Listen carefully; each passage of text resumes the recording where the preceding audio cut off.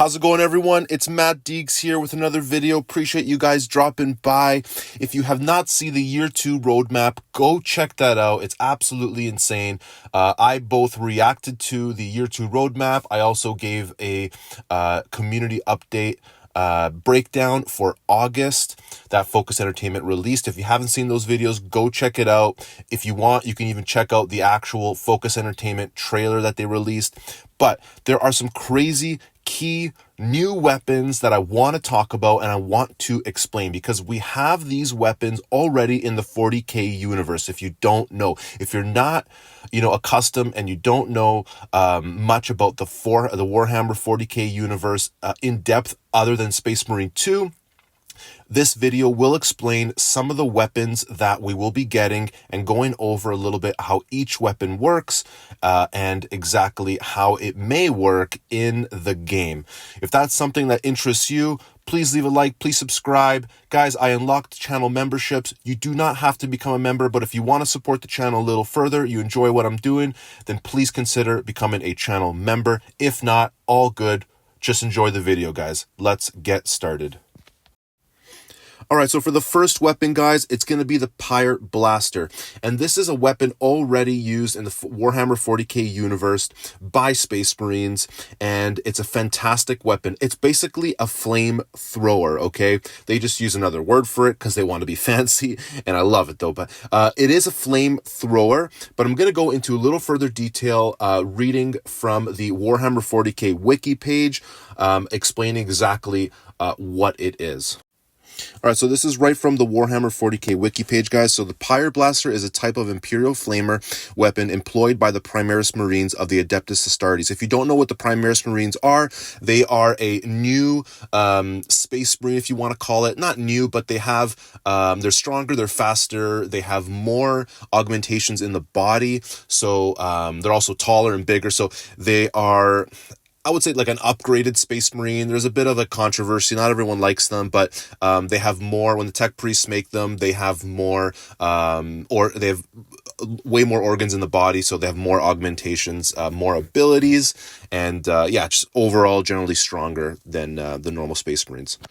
So continue, guys. The Pyre Blasters have a sturdier design and a longer barrel than standard flamers or heavy flamers, though they rely upon the same promethium fuel to unleash their bellowing gouts of flame. A Pyre Blaster design also allows it to unleash a more devastating, more concentrated blast of flame than other types of flamer weapons, and can do so from a longer distance with more focus.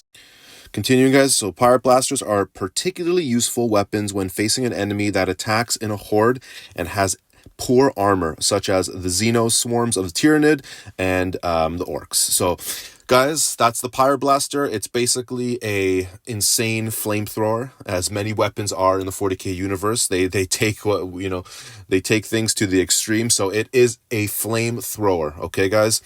Hopefully, it's gonna be great for horde mode or siege mode. All right, moving on to the next weapon, guys, the Pyrecannon. Very similar to the first weapon there. This is very, very similar. However, instead of throwing flame like a flamethrower, this is very much a burst style weapon where it almost shoots out balls of fire. So as the name suggests, Pyrecannon. So think of it like a plasma where it's just shooting bellowing balls of fire. Okay, so that's that. I'm not going to spend too much time on this one. It's pretty self-explanatory, at least in my opinion. Moving on to the Power Axe, guys. Again, I'm going to be reading straight from the 40K wiki. So a Power Axe is a power weapon taking the form of a single or double-edged battle axe. Power axes vary in length and design and have been known to be crafted from one of any number of different materials, though usually adamantium. As with all power weapons, when its power field is activated, usually by operating a control located on the hilt, the blade is sheathed in a lethal corona of disruptive energy, very similar to the sword. Okay, guys, the power sword. This energy field allows the blade to carve through flesh, bone, and most forms of armor plate alike, making a power axe a highly effective close combat weapon. All right, continuing, guys, here. The weight of a power axe allows for greater impact forces when striking compared to a power sword, but is consequently far less nimble in the hand. Their unwillingness and inferior defensive capabilities are often mitigated by pairing them with a combat shield or other means of protection, allowing a warrior to stay his enemy's attacks until he is ready to strike a killing blow. In most cases, they have a reputation as a brutal and subtle weapon. The choice to employ one is often more personal than it is strategic. That's very interesting. So we'll see how the developers of Space Marine 2 utilize and create this weapon and balance it out. But I'm excited for it. I'm definitely going to give it a try, and hopefully it's great. All right, so moving on to the next weapon. This is the Xenophase Blade. And guys, this is pure Necron tech. Okay, this is crazy because it's introducing the Necrons. We already got a little, I'd say, tease at the Necrons by playing in one of the Tomb Worlds or seeing the Tomb World in the campaign. So this is going to be a definite opening and branching out to the Necrons, hopefully as a new enemy. But guys, let's get into exactly what the Xenophase Blade is. And again, guys, I'm pulling right from 40K Wiki here, so I'm going to read it here. So a Xenophase Blade is a potent power sword-like melee weapon derived from Xenos technology used by select warriors of the Death Watch chapter who have earned by their creeds and time of service in the long vigil, the special trust of their Watch Fortress Watch commander. Rarely seen outside the ranks of Deathwatch, these weapons are ancient and barely understood artifacts of extraordinary efficacy.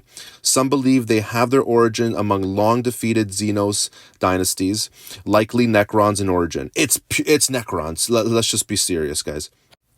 They ripple with a molecular realignment field that allows their Viridian blades to cleave through force fields and metaphysical psychic wards easily.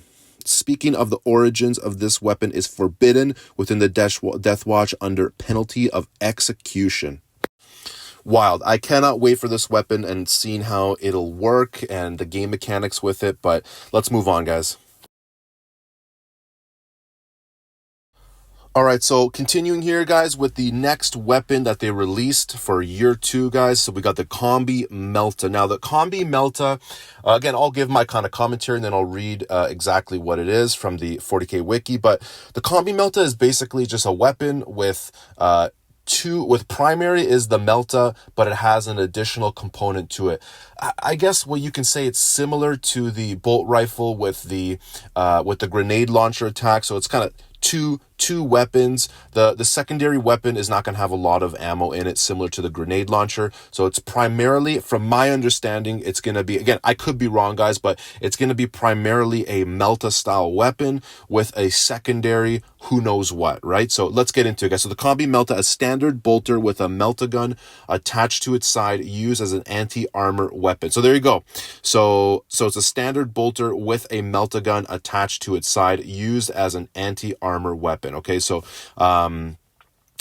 should be crazy, should be cool. I'll be using the heck out of this. But to go a little further, guys, there are two major types of combi weapons. The first combines two identical weapons into one larger weapon, giving the resulting weapon system a higher rate of fire and better accuracy by virtue of simply throwing more bolts, Melta energy, or plasma at the target. The second is an amalgamation of two wholly different weapons into a single casing.